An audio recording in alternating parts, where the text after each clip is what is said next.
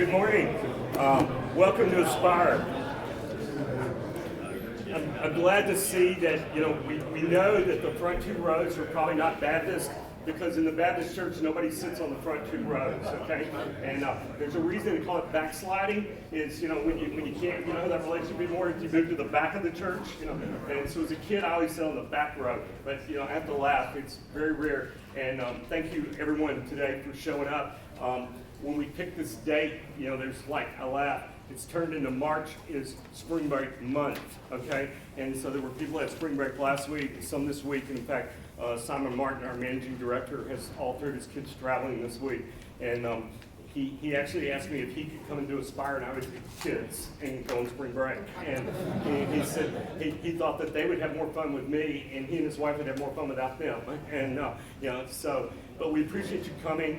We're delighted to have you starting off 22. We're working really hard to try and get Aspire kicked back up. We're looking for speakers. If you know of people like Todd that are going to give you a great overview, have written books, have done different things, we're excited about bringing those people so everybody can hear what they want to talk about. As most of you have probably seen in the market and know, after 30 plus years in business, we decided to rebrand. Charles Chapman had retired 15 years ago. When Charles and I started January 1st, 1990, he was 22 years older than I was, and they used to laugh and call him Dad and his son, okay? And Charles's health is now failing and stuff, and so I actually went and met with him and said, look, we're thinking about changing the name, and he said, yeah, he said, I'd always told you to do what you wanted to do, and so it's been great to change everything. The Heck Financial Group, we feel like that better tells our story of having the CPA firm, the full investment banking, corporate finance group, as well as the wealth management. We are truly a one-stop shop for the business owner with whatever those needs may be, whether it's capital, tax, financial reporting, modeling, QBs, wealth management, whatever that may be for families, family offices, and private equity. So, let us know if we can help. We're always delighted to do that. There are also, just as a reminder, since we're kind of getting back to normal, the tax date has gone back to normal, okay? Due date is next week for the corporate stuff on the 15th, so don't forget that, and then April 15th, so we've gone back to the normal dates and stuff. Now, in our world, 75-80% of our clients are just extensions, and we deal with that as K1s and stuff come in, so let us know it's not too late to have conversations about some of that. There are also CP evaluation forms and stuff on that with handouts and stuff. There are books, there's other information and stuff there floating around for you to pick up today and stuff. And then there's also an Aspire speaker evaluation form. So please feel free to fill that out, give it back to us. We'd love to have that feedback. Also, there are copies of the videos on our website. We would encourage you to go look at the new Hex Financial website. We try to bring it to a whole different level, but there is a whole video vault on there. We moved to all the historical ones. They are broken down in 15-minute increments, even though it's one speaker. So if you're looking for something, you don't have to go through the whole video to be able to find the part of the topic that maybe you want to hear about. We also have a YouTube channel that we've opened that you're welcome to go look at, and a lot of those videos are parked over there also. We're trying to bring ourselves and part of the profession into the 21st century, okay? And so it's all part of making sure that you're out there and you have access to information. Now I want to introduce our speaker, Todd Furniss, is CEO of the GTC Group, a private investment firm. He spent the last 2 years writing a book that you'll see sitting here about healthcare and how we leap ahead in the struggles that currently define American healthcare. He has over 30 years experience in private equity, consulting, and operations. He also has a podcast with just under 1 million views called Civil Discourse. He's done 100 plus interviews with his book release. He is also a member of the board of Parkland Hospital, and I congratulate you if you're willing to do that. That means that he's not just knee-deep in the process, he's about here or up to here in the healthcare process in Dallas, with having dealt with the nonprofit world and everything that goes on with Parkland, and watching my wife struggle through that with some of the nonprofits. He's getting a PhD, and that's not just its pile higher and deeper, okay? And he's getting that every day working with Parkland. Today, Todd's going to talk about rainbows and unicorns, fixing healthcare. It's just simply not that hard. Please welcome Todd. Thank you. Thank you. Thanks. It's nice to see everybody here today. I mean, it's a big crowd. I'm really pleased to see everybody getting together. It's fantastic. When Greg introduced me, he's very kind in his remarks. What he really meant was I was old, and Methuselah was my younger brother. So that gives you an idea. James has heard me speak before, so thank you for coming again. But he also knows, I told him before, I said, I actually don't prepare speeches. When I was young, I took a public speaking class, and I would always take the longest route to the podium and compose the speech on the way. And I got A's, so it worked out, I guess. All right. So what James heard before, because he's heard me speak before, he may hear some of it again, but I like to keep the conversation, or this talk, more of a conversation if we can, than just me talking about stuff that will bore you to no end. I'm a lawyer by training, so I can open with a lawyer-doctor joke.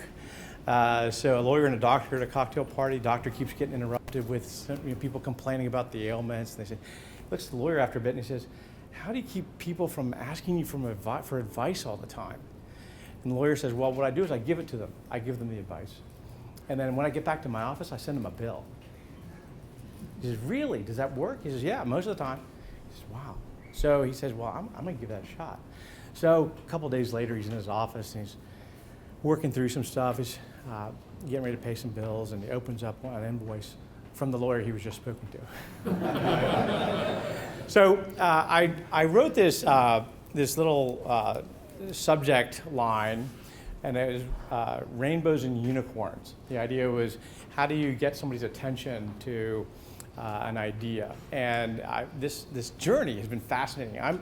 As I mentioned, I'm a lawyer by training. I've had a variety of things that I've done in my career. A buddy of mine and I were talking one day, and I said, "Hey, Rick, how do you describe what you do for a living?"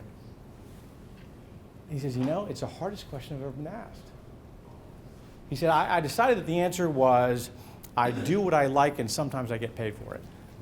So that's a little bit of my story. I'm that weird guy who writes micro and macroeconomic reports for fun, and I've written a book, obviously. I started writing articles for newspapers when I was 22. I was a really bad pro tennis player for a while, and so I would write articles for my local newspaper back home, and oddly enough, they would actually publish them without very much editing. So my background's a little bit different. But it started really, my interest in healthcare started from exactly the wrong place that you wanted to start. It started from a position of acute need. And what do I mean by that? So here's the brief story, and I could tell you the long version, but it's not a pleasant story. My younger brother and I were playing, and my sister were playing in a side yard. And my grandmother was a very, very delightful, stern, Southern lady. And we grew up in a family that was very, very structured, very rigid. My great-grandfather was kind of the patriarch. He was a retired Navy captain, did a lot of interesting things in the military. But my grandmother lost her husband in his second plane crash. He was shot down in the first strategic air battle over Guadalcanal. And then the second plane crash, he was killed. So my grandmother was a single mother from an early age. And so it was not uncommon for my mother and her two siblings to go to Sunday dinner at my great-grandparents'. That later became what my dad called a command performance, because we had to be there. And to give you an idea of the family dynamics, my mother deigned to state as a young woman that she wanted to be a lawyer when she grew up. She was immediately dismissed from the dinner table for being rude and unladylike. So when I came around and we were going to the Sunday dinners, we would have to wear blazers and ties starting at age 5. So blue blazer, white shirt, tie, khaki pants, and loafers. That was the regimen for gentlemen. And for young ladies, and for, I guess maybe some people will know this term, Mary Janes, and these are the shoes, not the things you smoke. And then Sunday dresses. And so very, very structured family. So my grandmother would never come over to our house unless she was invited. So my parents were out of town, and my grandmother came over. Well, this is like a red flag moment for me. I'm like, something's going on. I gotta figure this out. So I kind of sneak in the side door, and I say, "Hey, Mimi, what's going on?" And she said, "Well, your parents have been involved in a plane crash. My parents were traveling. My dad was a lawyer. My mother was studying the law under my father. They were traveling back from Huntsville, Alabama, going to make a connection in Atlanta, and then travel back to Virginia Beach, which is where I grew up." So I said, "Well, how are they doing?" And they said, "We don't know." Now, this is 1977, and I'm 3 weeks before I graduated from high school. And so we were relying on landlines, and there's no such thing as internet that we knew of anyway. And so we were sitting by the telephone and watching television to figure out what was going on.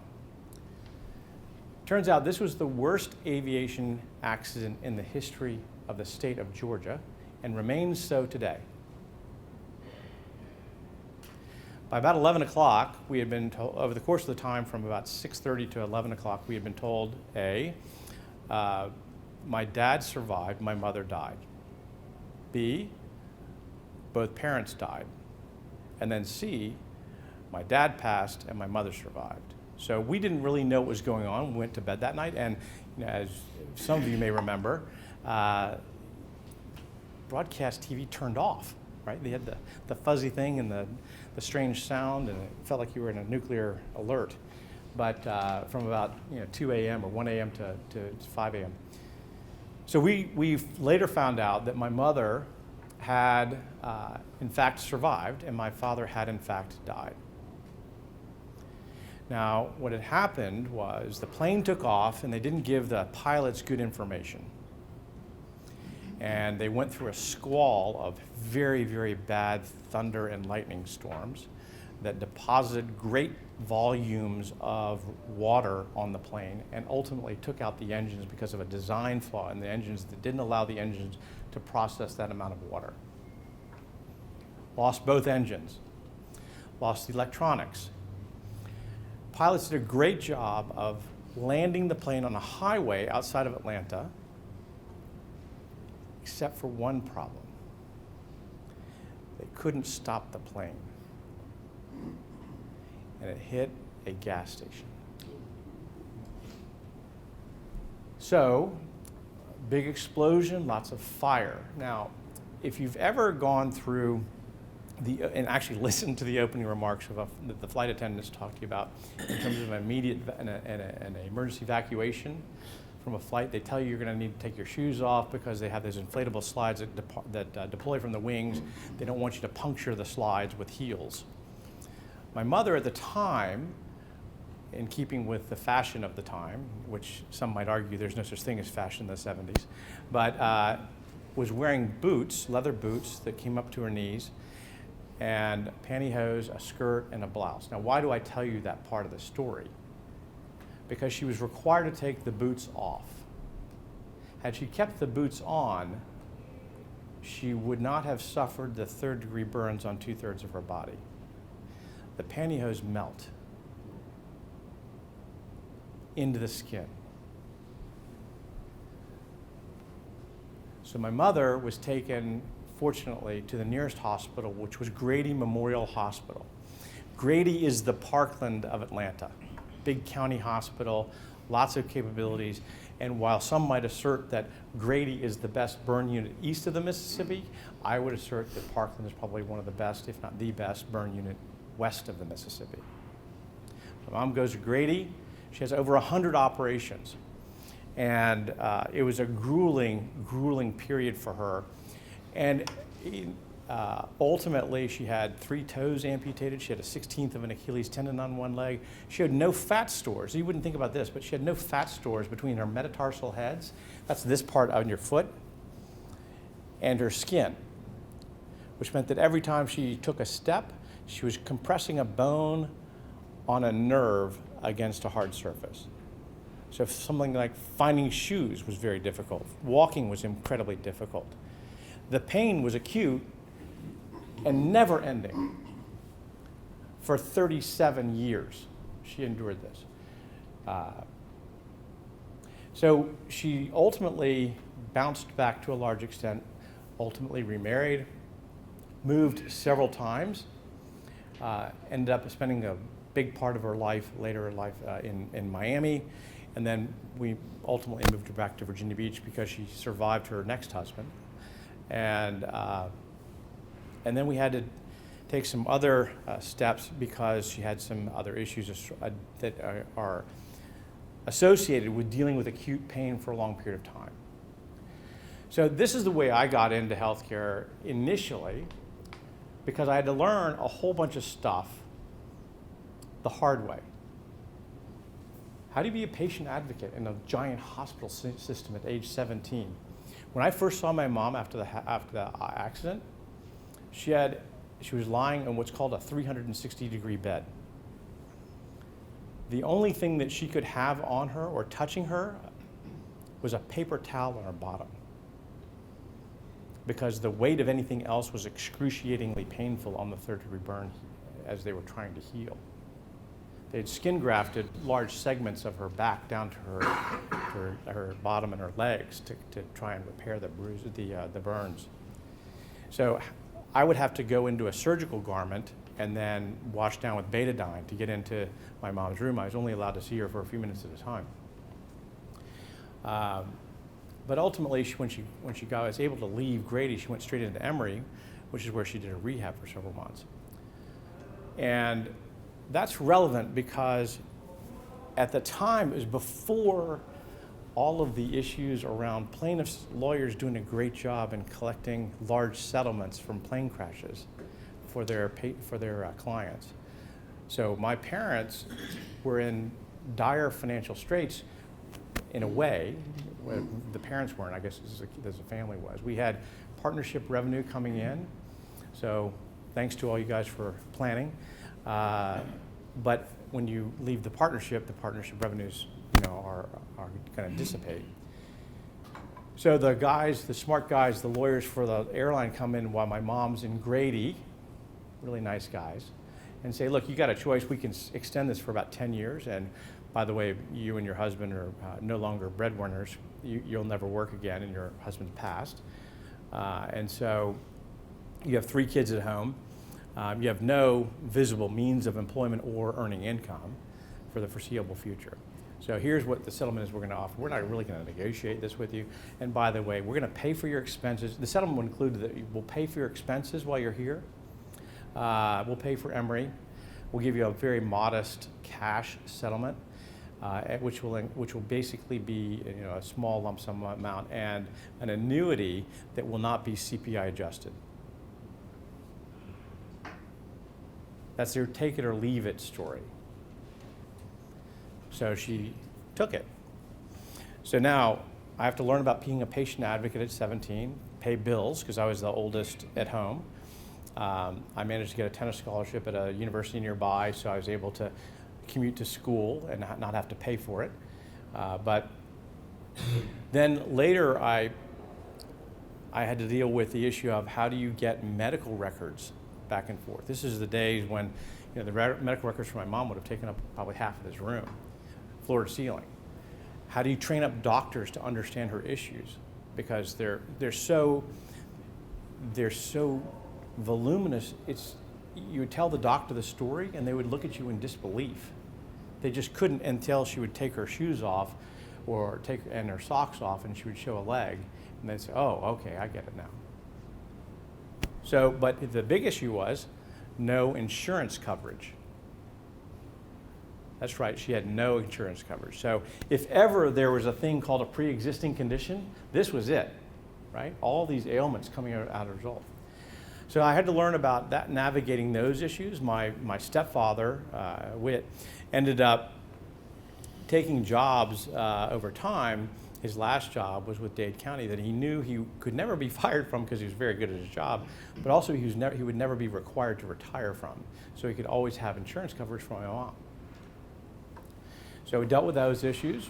And then my mom got, the pain was so bad, I had to learn a little bit about how to anticipate what she might do. to navigate through the processes to get meds she shouldn't have. Over time, I had to deal with something that was incredibly painful as a child, as any child. I would never wish this on anybody, adult or child. I had to commit my mother to psychiatric institutions twice through judicial process because I was fearful she was going to harm herself or others. So that's how I got involved in healthcare. At the end of the day, you've got to have a very, very big heart for this industry, the healthcare industry. The people who are on the front line are incredibly compassionate. They're mission driven. I'm down at Parkland right now, as Greg mentioned in my intro, that I'm on the board, and I can't tell you how impressed I am with Fred Cerise and his team. When they had the ice storm and the snowstorm last year, the general counsel and the head of talent were in the laundry room doing laundry. They set up 500 cots so that people wouldn't have to go home between shifts if they didn't want to and navigate the weather. Then they went down to washing dishes.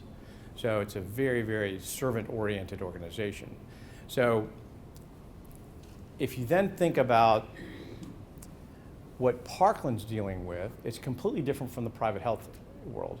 40% of Parkland's patients are uninsured altogether. 30 to 35% of their patients are on Medicaid. Medicaid, as you guys probably know, pays about 80% of the price. So you don't make money on Medicaid, which means 25% of the people pay, and of that, only 6% of revenues come from commercial insurance. So I'm going to bounce over to a book. So I wrote this book, and it's called The 60% Solution, and I thought it would be clever, and it's probably the worst title for a book ever. I was hoping that it would inspire the people to say, why do you call it the 60% solution? But most people just don't even bother. So the reason it's called the 60% solution is because my thinking is, and I've kind of proven this out to some extent, if we just fixed the 60% who are in the middle of the country, in the middle of our demographic status as the United States, then we could fix healthcare for everybody. And what do I mean by that? Roughly 20% of Americans are on Medicaid and roughly 20% of Americans are on Medicare, leaving 60%. So the biggest issue is that the business models in healthcare are completely tortured. By the way, do I have any insurance brokers in here? I just want to know who I'm going to piss off worst. Okay, he already knows me, so okay, so with all due respect to, you're in P&C though, you don't really. Healthcare? Okay, so I'm going to probably get you upset in a second. So I've had a number of conversations with your colleagues in the healthcare world, and they say, okay, Todd, I really want to help. I want to do what's right for my clients. I know I could save them money, but I got to put food on my table for my family. Okay, so let's walk through this. How many business owners do we have in here? Okay, let's just walk through this. Who do you get your healthcare paid for by? Who pays for your healthcare? Anybody? Just belt it out. Who? Business owners. Okay, the business owners. Who do the business owners get their healthcare insurance from? Carriers. No, the brokers. Why is that relevant? Who are the brokers paid by? The carriers. That means who is their allegiance to? Carriers. The carriers. Okay, here's one more trick. Who sets prices with the carriers? Because you don't do that, right? And the broker doesn't do that, right? Who sets prices for the carriers? Insurance. It's not his fault. Who? State Department of Insurance. Now, if I was really being uncourteous and uncharitable, I would say, if you've ever been to the State Department of Insurance in Austin, it may be the employer of last resort. If you got no place else to get a job, head to Austin. And I say that because here's an example of an experience I had with the State Department of Insurance. I said, hey, I think it's Title 22 says that there are 3 requirements that carriers have to have in order to put you into their network. If you apply to be in a network, then what are the obligations of the carrier to evaluate you? Number 1 is you have to give everybody a fair chance to be in the network. Number 2 is you have to respond to proposals timely. And number 3, you have to create networks that are comprised of a diverse group of providers. I said, okay, got that. So we said, well, let's see if we can get there. We're struggling, and we said, well, first of all, let's assume everybody gets a hall pass on number 1. Let's go to number 2. The carrier didn't respond to our proposal for 5.5 months. I would submit that's prima facie evidence that they're not responding timely. Right? 5.5 months, really? Okay, so let's go to number 3, the composition of the network. You guys get reports from the carriers, right? Well, yes, we do. Could you give us a copy? No. Why not? Well, you have to go through a Freedom of Information request. Okay, we'll do that. So we submit a Freedom of Information request, we get the reports. And we look at the reports, we say, we can't figure this out for nothing. So we called the guys up at the insurance, at the Department of Insurance, and say, hey, can you help us walk through this? No. Why is that? Because we don't understand those reports either. So you're making the carriers file these reports that you don't understand? That's correct. Okay, so let's back up. So there's no privity of contract, meaning you work with the carriers, and then as an intermediary, you then help the companies find the best deal that you think you can provide, which is all good. But the carriers don't respond directly to their customers, which ultimately are the business owners in this room. That's bad, right? So when you walk into a doctor, and so this is my favorite example, I'm sure you're aware of this. So United Health is actually the largest employer of doctors. United Health Insurance Company is the largest employer of doctors. So when you go to the doctor and the clinical service provider there, the doctor, is employed by United, who are you talking to?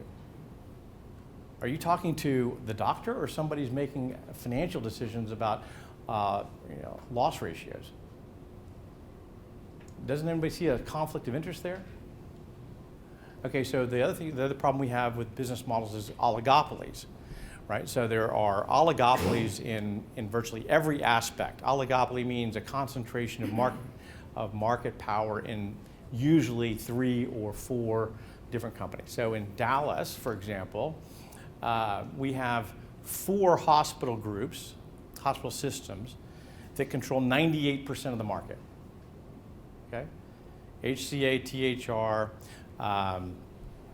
Methodist, and Baylor. Okay? Take out Methodist, and it's 91%.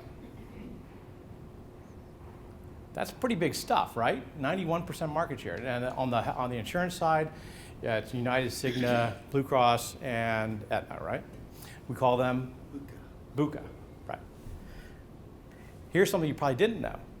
We also have oligopolies that have formed in the pharmacy space, in drug distribution, right? And there's cross ownership, so that some of the drug distributors own some of the retail pharmacies, and by the way, some of the TPAs own some of the drug distributors, and some of the pharmacy benefits companies own some of, it's a mess. Okay, so I would say, so you're sitting there, look, Todd, you painted a very black picture, and this is not fun. It's Wednesday morning. This is my first time back. I'm with friends. Just don't prattle on too much. Give me some answers. So what's the answer? How do we solve for this? Let's start with the idea of the terms in insurance. And again, I'm going to apologize to you guys in advance, right? So first term, why do we use these terms that are so misleading? Like premium. Premium is a relative term. It means more than something else, right? Premium means first amount the patient pays. And deductible, what are we deducting from? Deductible means the second amount the patient pays. And what is copay? There you go. And what is the other side of copay? It's also the fourth amount that the patient pays, because guess what? The insurance company is paying with your money. They're paying their part of the copay with your money. So when you get to deductible, I like this word, this area particularly, because what people don't realize is 90% of Americans never hit their deductible. So I mentioned this earlier. What does that make insurance? Payment in advance for something statistically improbable to occur. Right? So you've got a lack of privity of contract, which means that you don't have information flow and you don't have payment flows that correspond to the parties and interests directly. That's a problem. It means you don't learn stuff, and you have to pay more as part of the problem. And then you've got this other issue with a set of false ideas around what payment really means under this insurance plan, and a very complex set of rules around it. So deductibles then ought to be viewed as something that inspire consumers to get as much as they can for their healthcare dollar.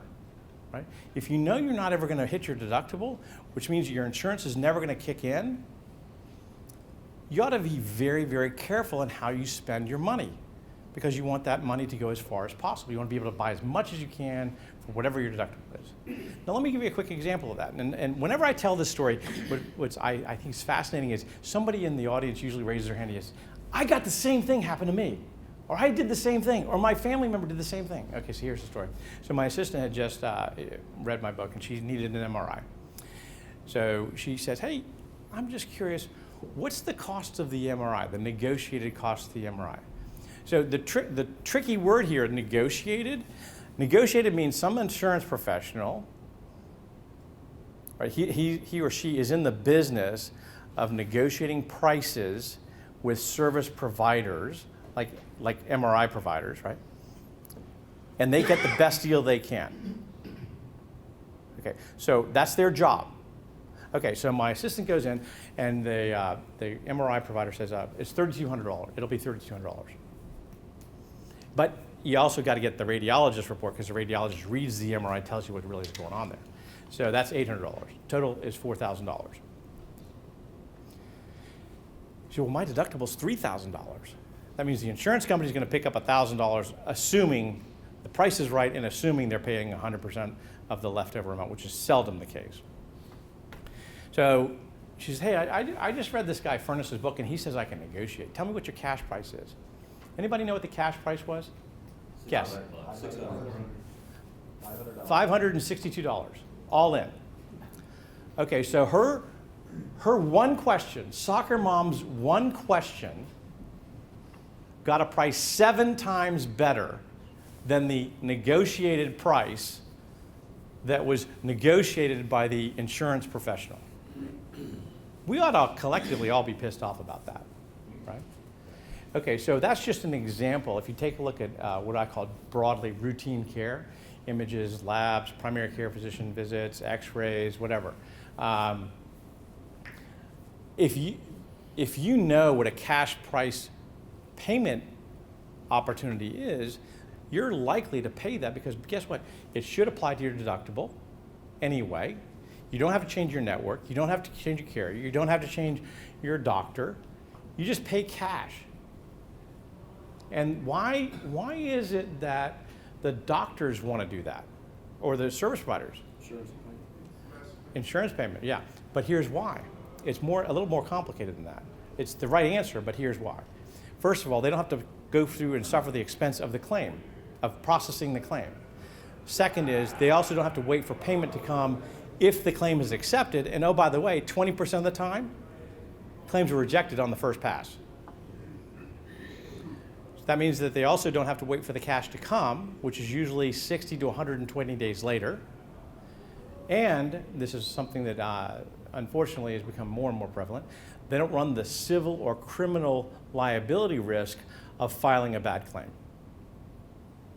So add it all up, and the value of avoiding those expenses and risks is equal to $2,438 for my assistant. Okay, so the answer to your question is, find out, to the question that you're saying, you're pleading me to give you the answer for, is cash. Work with companies like Greg's to figure out how to create HSA, health savings account, HRAs, health reimbursement accounts, FSAs, flexible spending accounts. The value of the HSA that I really strongly advocate in my book is it's owned by the employee, right? It's portable with the employee. You can invest through your HSA, and all the earnings that you create in your HSA are value created on a tax-free basis. The cash that goes in there is pre-tax dollars. So all that stuff inures to the benefit of the employee, and it goes with the employee wherever they go. And if the employee should pass, it can pass and be bequeathed to the spouse of the employee. Yes, sir. On some of that, is it, whether or not it carries forward with you based on the way that it was set up as to whether it's portable or not? The HSA, no. No. The HSA, under the terms of the IRS code, is portable, is unique and owned by the employee. Okay, but an HRA, Different story. different story. Owned by the company. Right. Same with the FSA. Different rules apply for each of those things. So the answer to me is cash. I have a bunch of other stuff that's fairly provocative in the book. It makes me very unwelcome at cocktail parties. For example, real quickly, two things. Anybody know about the Medicare Trust? Okay, Medicare was started in 1965, signed into law by LBJ. Do you know what the budget and the expense was in the first year that LBJ signed it for everybody, total budget? $10 billion. CMS reported last year that we spent $926 billion on Medicare alone. Okay, so that's a fun fact. The Medicare Trust is due to go bankrupt in 2026. That is not far from now. That's something Parkland is already looking at. Second thing to know is that, as you probably are well aware, in 1943, FDR correctly observed that we were going to have a labor shortage in 1944 because of World War II. At the time, in 1944, we had 1.3% unemployment. Now, that's a real number as opposed to the funny numbers you get today from any administration. And I say that because the labor force was determined it was defined as anybody over 10 years old to 65. So everybody was in the workforce and everybody's working, and included anybody from 10 to 65. Today, it's only people from 16 to 65, and we have about a 61% participation rate. Okay, so FDR said, look, I'm going to freeze wages, but I'm going to allow you to compete with benefits. Prior to 1943, 10% of Americans had health insurance. Today, roughly 90% have insurance. So what FDR did is he said, I'm going to allow businesses to deduct it as an expense, thus reducing taxable earnings, and I'm going to not tax the recipients on that benefit as compensation. The value of that tax aberration is over $500 billion a year. So that would solve a lot of problems. So I could go on for a long time. I've got a lot of stories. I don't want to bore you. I'd rather, if I can kind of go into questions, anybody has any questions, I'm happy to go into that as opposed to tying you up indefinitely. So how can I be helpful? Any questions? Yes, sir. Can you talk to the doctors that have kind of formed their concierge practice, Yeah. and how that fits into your 60% solution? So there are 5 things that I talk about in the 60% solution. Thing number 1 is getting closer to your primary care physician. So it's important to know your primary care physician. They ought to know your name and you ought to know theirs. And also, ideally, and these are complicated words, they ought to have a longitudinal data set, meaning they ought to know you over time and be collecting your medical data over time so that they understand when you come in what's going on with you. They ought to know where you live. They ought to know what kind of environment you're in. They ought to know that you live in North Dallas versus South Dallas, that you have access to parks, that you don't have access to parks, that you have access to broadband or don't have access to broadband, they have clean air, clean water, you're not living in a food desert. Those things are all very important. So you've got to have a contextual understanding of the patient in order to serve them properly. I talk about IT and finance and accounting, which are really boring topics, but they're really instrumental in how hospitals and medical service providers work. I talk about medical records, but the reason that these doctors are going into concierge practice is because reimbursements for primary care are so low, and again, the business model doesn't work for the way that they work. So they've broken out their practices, and they can serve people better, almost like old school, and it's maybe more expensive. The question though is, who is concierge medicine best for? Right? So if you are taking fewer than 3 meds and you're a male and you're sub 75, you probably don't need a concierge physician, because unless you have other medical conditions that we're not aware of. So you should have a primary care physician, and you should see them regularly. If you have a more complex medical history, then concierge medicine may be more appropriate. But they're doing it because the business models don't work, and they recognize that that kind of care is important and needed and most beneficial to their patients. Yes, sir. What do you see in future type activities in medical practices? There's stem cells, people getting older, there's a lot of new technology out with that. Yes. So what do you see, because people looking at maybe being average age 90, 100, stuff like that, people looking at that, what do you see is going to happen in the next 5, 10 years? It's going to make a big difference in people's longevity. It's a very big question, and it has a bunch of tributaries for answers. First of all, life expectancy, I believe, is going to continue to rise. That has a bunch of implications. We are now, and we likely always will, spend the vast majority of our healthcare dollars on the last few years of life. So the advice is do better about maintaining your quality of life. My goal, personally, if you want to know, is to have a quality of life curve that looks like this. Right? What I fear is this, right? That's not good. So to the extent that you can take precautions, you can, and that doesn't necessarily mean you have to run 10 miles a day, and you have to lift weights 7 days a week, and et cetera, et cetera. What it does mean is you ought to be doing the 3 things that every single person's mother in here told them to do when they were growing up. Eat right, sleep right, and go out and play. Right? It's really simple. It sounds simple anyway. But with the stresses of life, we get overwhelmed. We don't have time to eat right. We grab whatever's available. We don't get enough sleep. We have stresses. We don't get out to do whatever physical activity we should. But at the end of the day, it's eat right, sleep right, and go out and play. The technology stuff is fascinating, and it's going on very quickly, and it's going on in a bunch of different areas. One of the things that is probably one of the biggest contributors to health concerns is stress. Right? So stress adversely affects everything from your cardiopulmonary system to your diet decisions and a bunch of other stuff.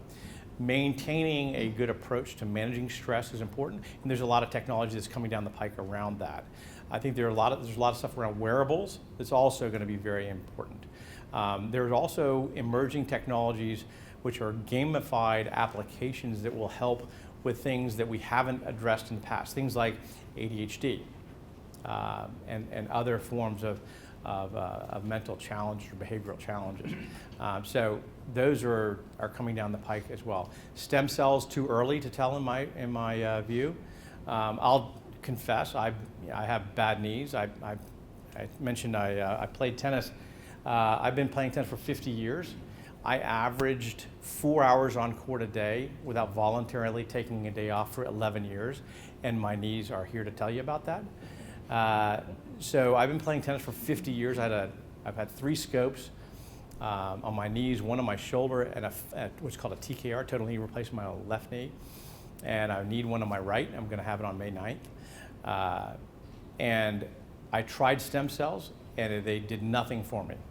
So it doesn't mean they might not work for somebody else, but my personal experience was not good. So I think there's stuff like that coming down the pike, all sorts of therapies. If we applied the risk analysis that both administrations have used for COVID, not a single drug would be on a single shelf in a drugstore, right? So a lot of the stuff is not needed, and that you would take. It doesn't really solve problems. but they're happy to try and sell it to you. That's just a quick example. Yes, sir. If you look at the national healthcare spend breakdown by segments of healthcare, because as we all know, healthcare isn't just one industry, there's segments. The one that stands out the most as being the least market-driven, the least competitive, is the hospital sector.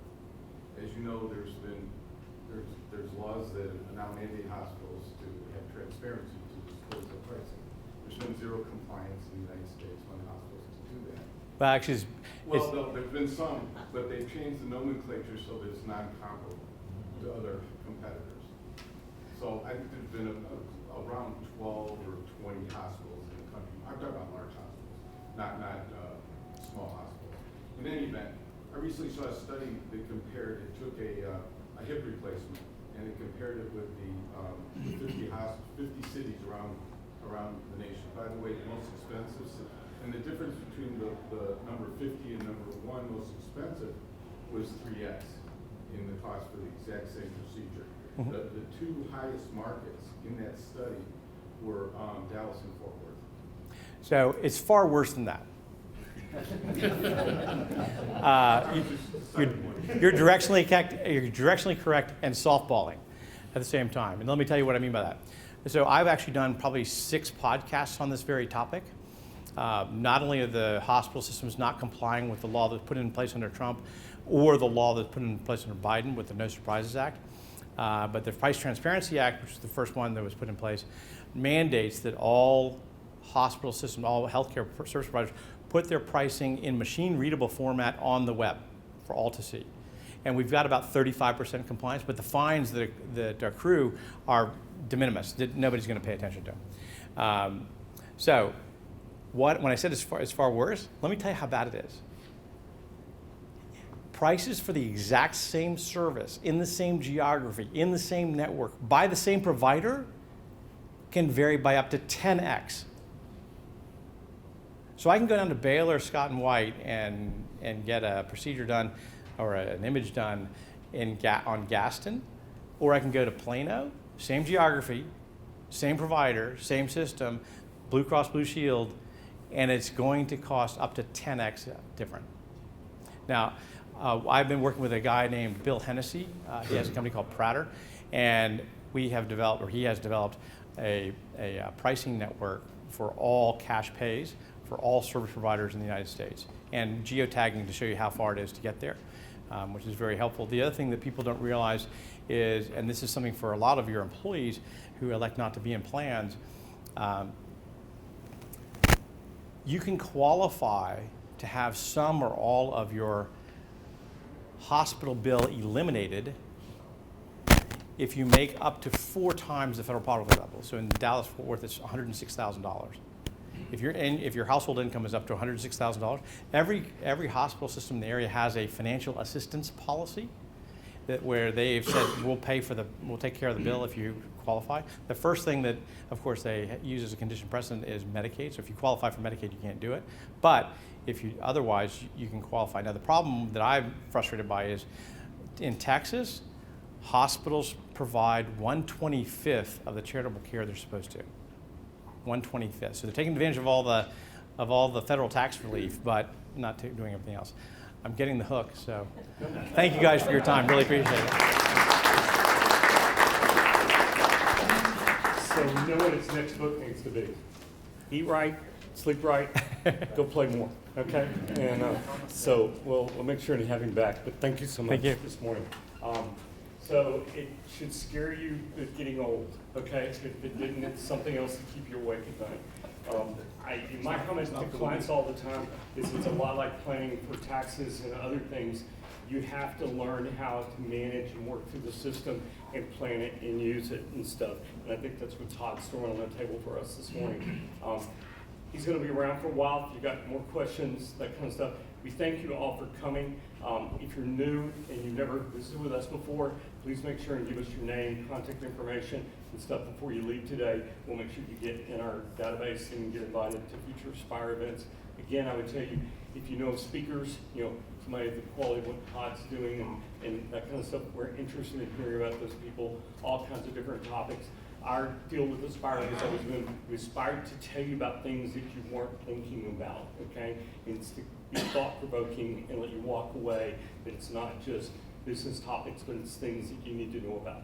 So please let us know your ideas, suggestions, turn in your speaker evaluation forms, your CPE forms, that kind of stuff. Please hang around. There's still a lot of breakfast, coffee, orange juice and stuff, and please feel free to network and stuff. But we really appreciate you coming, and thanks again.